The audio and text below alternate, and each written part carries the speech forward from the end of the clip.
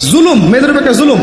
শেষ জামানে হাদিস এসেছে যে আখিরুজ জামানে মেয়েদেরকে ধরা হবে, মানে মেয়েরা ধরা দিবে না, ধরা হবে, ধরা হবে, পেট কেটে ফেলা হবে, এর ভিতরে যা আছে ওকে বের করে ফেলা হবে।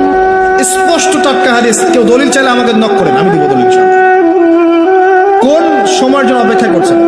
এই সিজারিয়ান এই ট্রেডিশনটা আজকে থেকে 50 বছর আগে ছিল? আপনার দাদিরা কি এইভাবে সন্তান জন্ম দিয়েছে? তাদের 11টা বাচ্চা হইতো, 12টা 15টা বাচ্চা হইতো, আর আমার একটা দুইটাতেই সিজার লাগে। গরু ছাগলের বাচ্চা হয়, আমাদের বাচ্চা হইতে পারে না?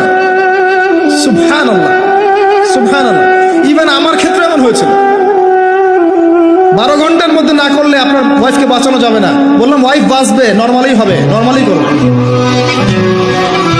আমি যাই না মাঝে দাঁড়ানো, আলটিমেটাম সময় দিচ্ছে যে সময়ের আগে হবে না, সময় এটা পার হয়ে গেলে সিরিয়াস অবস্থা, মারা যেতে পারে, মরবে না, এভাবেই হবে, করার এভাবেই হয়েছে, এভাবেই হয়েছে। কি সমস্যা? মানুষকে ভয় দেখানো হয় না। আমি কথাটা এই জন্য বললাম যে যারা পুরুষ আছেন আপনারা এবং যারা সন্তানের বাবা হচ্ছেন, আপনারা আপনাদের স্ত্রীদের জীবনটাকে এভাবে ধ্বংসের মুখে ঠেলে দিন না, ওদের উপর এত জুলুম করেন না। আল্লাহ পাক প্রাকৃতিক নিয়ম দিয়েছেন, এভাবেই বাচ্চা হবে ইনশাআল্লাহ।